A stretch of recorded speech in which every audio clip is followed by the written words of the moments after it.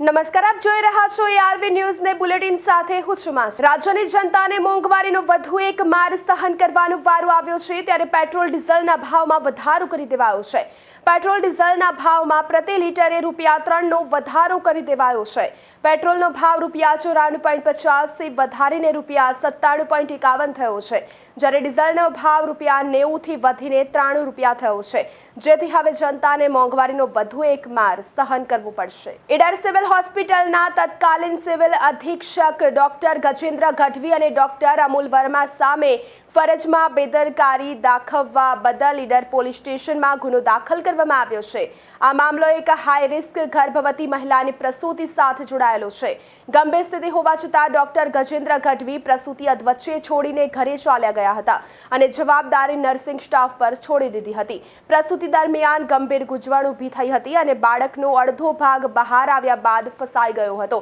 સ્થિતિ વણસતા મહિલાને તાત્કાલિક હિંમતનગર સિવિલમાં ખસેડવામાં આવી હતી, જ્યાં કમનસીબે બાળકનું મોત નીપજ્યું હતું। આ ઘટના બાદ મહિલાના પતિએ ન્યાય માટે ઉચ્ચ કક્ષાએ રજૂઆતો કરી હતી। અંતે તપાસના અંતે ઘટનાના 1 વર્ષ બાદ બંને તબીબો સામે કાયદેસરની કાર્યવાહી હાથ ધરવામાં આવી છે। હિંમતનગર અમદાવાદ નેશનલ હાઈવે પર પીપલોદી ગામ પાસે અજાણ્યા વાહનની અડફેટે એક મહિલાનું કરુણ મોત નીપજતા સ્થાનિકોનો રોષ ફાટી નીકળ્યો હતો। અકસ્માતની આ ઘટના બાદ ગ્રામજનોની મોટી સંખ્યામાં મહિલાઓએ હાઈવે પર ઉતરી આવી ચક્કાજામ કર્યો હતો, જેના કારણે વાહન વ્યવહાર ખોરવાયો હતો। સ્થાનિકોની મુખ્ય માંગ છે કે આ વિસ્તારમાં અવારનવાર સર્જતા અકસ્માતોને રોકવા માટે તાત્કાલિક બ્રિજ એટલે ઓવરબ્રિજ બનાવવામાં આવે। ઘટનાની જાણ થતાં જ હિંમતનગર એ ડિવિઝન પોલીસ કાફલો સ્થળ પર દોડી ગયો હતો। પોલીસે ઉશ્કેરાયેલા ગ્રામજનો સાથે સમજાવટ ભરી મંત્રણા કરી હતી અને જિલ્લા કલેક્ટર તેમજ નેશનલ હાઈવે ઓથોરિટી સમક્ષ બ્રિજ બનાવવાની માંગણી પહોંચાડવાની ખાતરી આપી હતી। પોલીસને આ ખાતરી બાદ ગ્રામજનોએ વિરોધ સમેટી લીધો હતો અને મહિલાના મૃતદેહને હાઈવે પરથી ખસેડવામાં આવ્યો હતો। આશરે કલાકો સુધી ચાલેલા તણાવ બાદ હાઈવે પર વાહન વ્યવહાર ફરી પૂર્વવત થયો હતો। સુરતમાં વધતી જતી ગુનાખોરીને ડામવા માટે પોલીસ કમિશનરના આદેશ અનુસાર સુરત પોલીસ દ્વારા ખાસ એક્શન પ્લાન તૈયાર કરવામાં આવ્યો છે। આ પ્લાન હેઠળ સુરત સંવેદનશીલ ગણાતા લિંબાયત વિસ્તારમાં પોલીસ દ્વારા મેગા કોમ્બિંગ ડ્રાઈવ યોજવામાં આવી હતી। આ ઓપરેશનમાં પોલીસની 5 અલગ અલગ ટીમો બનાવીને સઘન ચેકિંગ હાથ ધરવામાં આવ્યું હતું। આ કોમ્બિંગ ડ્રાઈવમાં 200થી વધુ પોલીસ જવાનો અને ઉચ્ચ અધિકારીઓ જોડાયા હતા, જેમણે વિસ્તારના લિસ્ટેડ ગુનેગારો, અસામાજિક તત્વો અને શંકાસ્પદ સ્થળો પર દરોડા પાડ્યા હતા। પોલીસના આક્રમક વલણને પગલે સ્થાનિક ગુનેગારોમાં ભારે ફફડાટ વ્યાપી ગયો છે। સુરત પોલીસ આગામી દિવસોમાં અન્ય વિસ્તારોમાં પણ આ પ્રકારની ડ્રાઈવ ચાલુ રાખીને કાયદો અને વ્યવસ્થાની સ્થિતિ વધુ મજબૂત બનાવવાની તૈયારી કરી રહી છે। માનની સીપી સાહેબની સૂચનાથી આવનારા દિવસોમાં સુરત શહેરના અલગ અલગ વિસ્તારોની અંદર કોમ્બિંગનું આયોજન કરવામાં આવનાર છે, જેના ભાગરૂપે આજે લિંબાયત પોલીસ સ્ટેશનથી એમની શરૂઆત કરવામાં આવી રહી છે। અલગ અલગ વિસ્તારોના એરિયા પસંદ કરીને એમની અંદર અમે જીપી એક્ટ 135 મુજબ અને બાકી એમબી એક્ટ મુજબની કાર્યવાહી કરવામાં આવશે।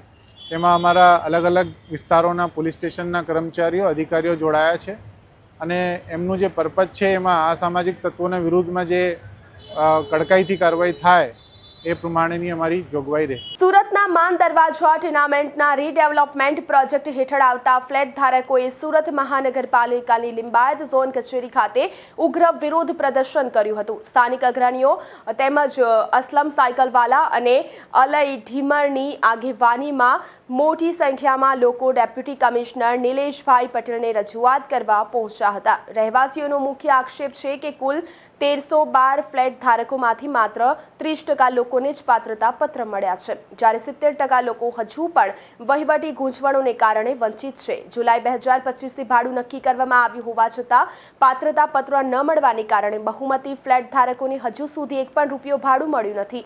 પાલિકાના લિંબાયત ઝોન બિલ્ડર અને એજન્સી વચ્ચે સંકલનના અભાવે સામાન્ય નાગરિકો આર્થિક પાયમાલી વેઠી રહ્યા છે। વહીવટી તંત્રની ગોકળઘાઈ ગતિથી કંટાળેલા રહીશોએ ચીમકી આપી છે કે જો વહેલી તકે ભાડું અને પાત્રતા પત્ર નહીં મળે તો આંદોલન વધુ તેજ બનાવવામાં આવશે।